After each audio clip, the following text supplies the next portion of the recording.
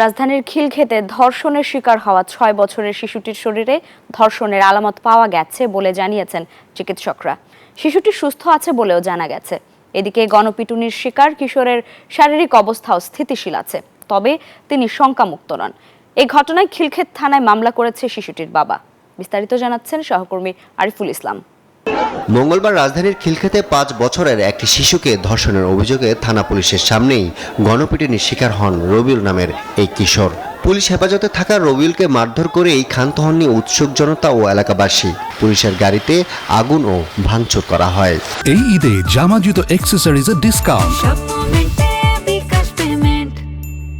পরে দুজনকেই Dhaka medical college হাসপাতালে ভর্তি করা হয়। মেয়ে শিশুটি ওয়ান স্টপ ক্রাইসিস সেন্টারে চিকিৎসাধীন। চিকিৎসক জানান শিশুটির অবস্থা স্থিতিশীল আছে।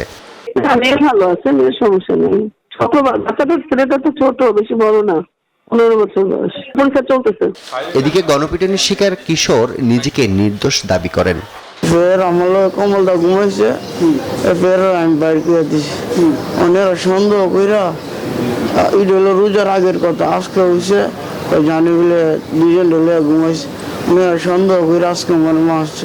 আমি আমার ছোট ফেরস্তার মতো বোন, আমি কিছু করছি না, আজকে সন্দেহ করে আমার মা আসছে। অন্যায় গেলে তো আমার বাবা গেলে কেন? অন্যায় যদি অন্যায় করে আমার বাবার আগে ভালো করো।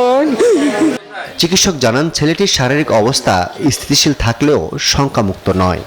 শঙ্কামুক্ত এখনই বলা যাচ্ছে না, কন্ডিশন ইমপ্রুভ করছে।